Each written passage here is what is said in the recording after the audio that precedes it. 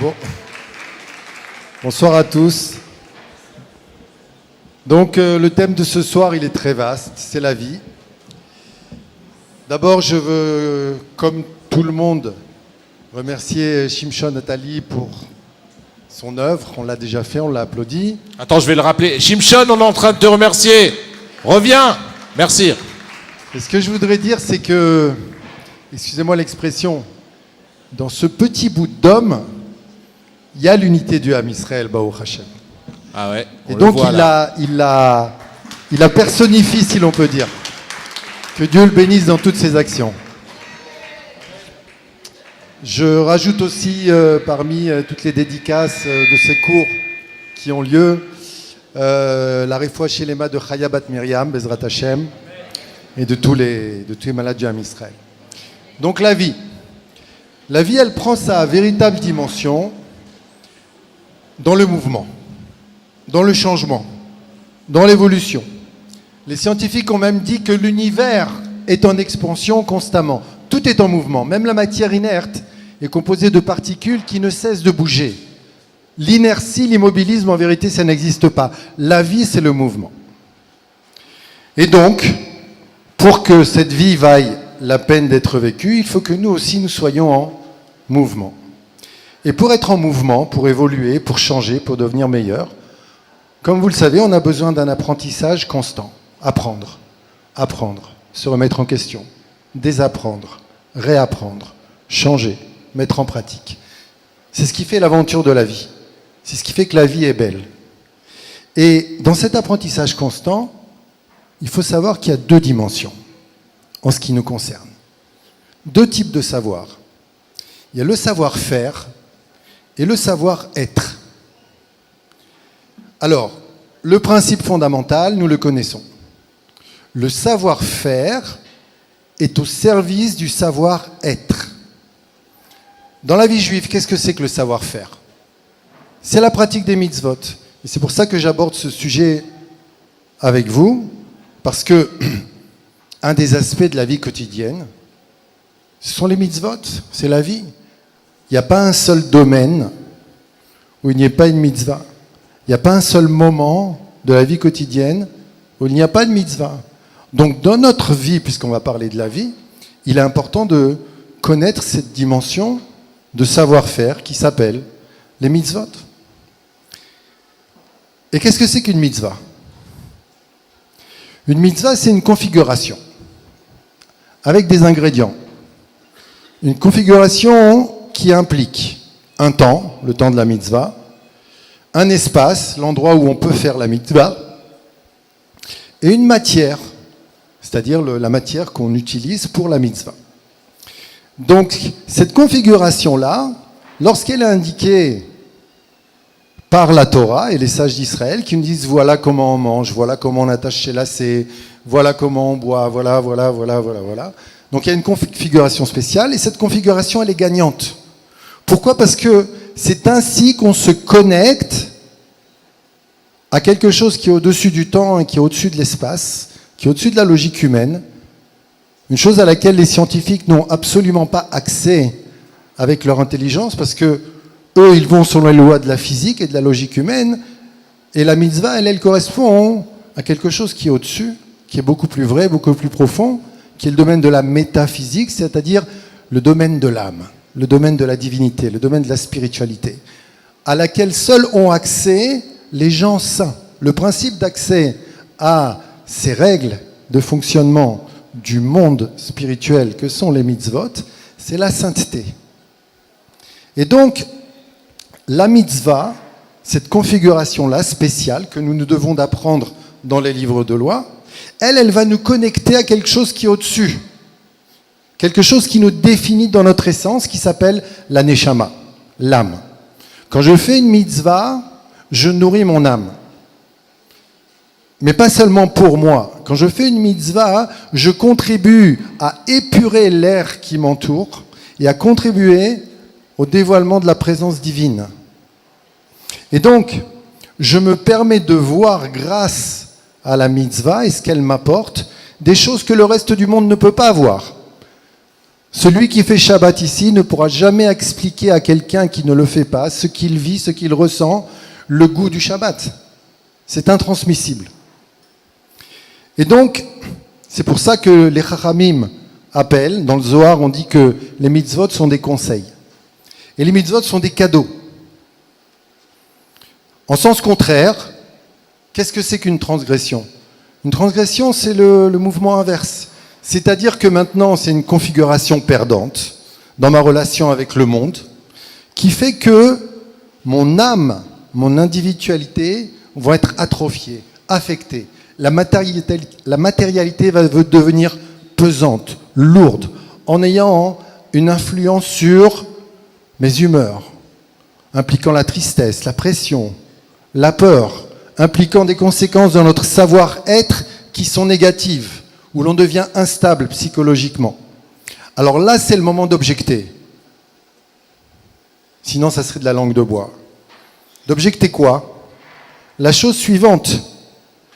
C'est pas parce que je pratique les mitzvot que je suis serein pour autant. J'ai essayé, j'y vais à fond, et ça ne m'a pas enlevé une certaine pression qui m'accompagne, qui m'accompagnait d'ailleurs avant que je commence à faire tchouva. Donc, qu'est-ce que vous racontez ? Alors la réponse, je l'ai déjà évoquée. Le but du savoir-faire, c'est d'être au service du savoir-être. Et pour passer d'un savoir-faire à un savoir-être, il faut un état d'esprit. Quel est l'état d'esprit de la mitzvah ? Il y a la lettre et il y a l'esprit de la lettre. C'est-à-dire que même dans le judaïsme, aussi spirituel soit-il, avec les mitzvot, il y a le corps et il y a l'âme, il y a le faire et il y a l'être. Et l'essentiel, c'est d'être. Tout ce que Dieu nous a donné comme instrument de dévotion n'a été donné que dans le but de devenir, d'exister, d'être un vecteur du divin sur terre, de permettre à Dieu de vivre parmi nous comme il le désire. Et pas seulement dans le temple reconstruit, dans le moindre élément de notre vie quotidienne, dans la joie de personnes qui s'aiment et qui se rassemblent à tous les niveaux.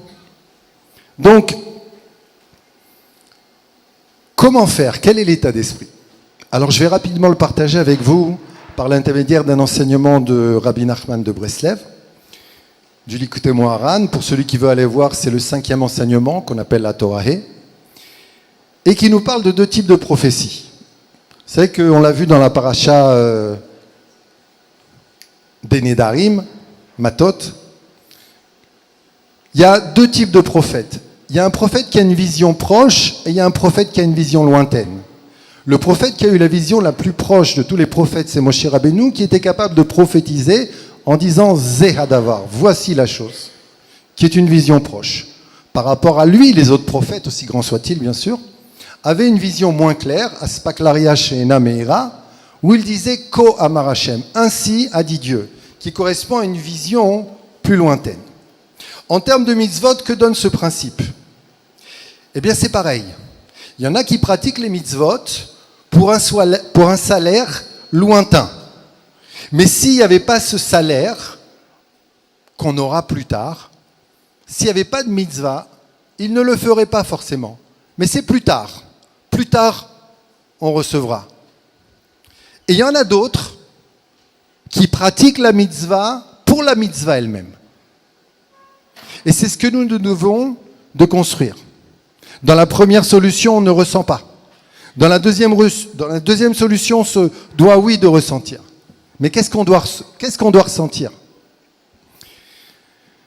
La réponse, c'est l'envie de faire une autre mitzvah. Srar mitzvah, mitzvah, nous disent les sages. Le salaire d'une mitzvah, c'est la mitzvah. C'est-à-dire que la mitzvah, elle est devant mes yeux, zéa davar. C'est ça que j'aime. C'est ma joie, c'est ma récompense. C'est la mitzvah. Et donc, si je ne fais pas attention, si lorsque je fais une mitzvah, je ne me resitue pas dans la dimension supérieure de la pratique, qui est devenir, je vais en faire une routine et je vais laisser reprendre le dessus à toutes les pressions de l'existence, parce que l'existence a ses pressions, sans pouvoir utiliser aujourd'hui tout ce que la mitzvah est censée m'apporter, c'est-à-dire une connexion avec l'âme, une connexion avec Hachem. Et c'est dommage. Parce que grâce à la mitzvah, vous savez à quoi on se connecte? Nous dit Rabbi Nachman, on se connecte à la joie d'Hachem. Yismar Hashem b'ma'asav, parce que Hachem se réjouit de ses commandements. À quoi la chose ressemble? La chose ressemble à un artisan qui a fait une œuvre parfaite, très belle, il la regarde et il se délecte de ce qu'il vient de faire. C'est l'exemple qu'on nous donne. De la même manière, Hachem se délecte dans les mitzvot qu'il a créés pour nous. Comment se connecter à cette joie, à ce délice? Nous-mêmes, en nous forçant, nous efforçant, et l'habitude devient une véritable nature, à prendre le temps, respirer, élargir quand on fait une mitzvah et la faire avec joie. Et à ce moment-là, Ismach Israël Beosav. C'est Israël qui se réjouit dans son Créateur. Et cette joie-là, elle nous connecte. Et c'est ça le but de la mitzvah. C'est de se connecter à la joie. Et la joie, nous dit le Rav Kadosh, c'est là que se trouve la présence de Dieu. Pas dans la tristesse. Je vais partager avec vous une idée. Vous savez que si on construit la joie, eh ben on pourra pleurer à Tisha B'Av. Vous savez pourquoi on ne pleure pas à Tisha B'Av? Parce qu'on est déjà trop triste toute l'année. Alors un jour arrive, il faut être triste. Bah, toute l'année c'est pareil. Je ne peux pas être plus triste que ça de toute façon. Qu'est-ce que tu attends de moi? Mais si on construit la joie, on est capable de ressentir, on est capable de vivre, on est capable d'être en connexion, on est capable de ressentir que quelque chose manque grâce à la joie. C'est le paradoxe de la joie. Les gens les plus heureux, les plus joyeux, sont ceux qui sont le plus capables de ressentir la souffrance d'autrui. Ceux qui ne sont pas joyeux voient dans la souffrance d'autrui un rappel de leur propre souffrance, et c'est pour ça qu'ils souffrent aussi. Vous en avez pas marre, on n'en a pas marre de vivre dans l'angoisse. Dieu nous a donné des cadeaux qui s'appellent les mitzvot, qui nous connectent à la meilleure partie de nous. Car voilà la meilleure partie de nous, et c'est avec ça que je termine. La meilleure partie de nous qui se trouve dans la mitzvah qu'on fait avec joie, c'est le désintéressement.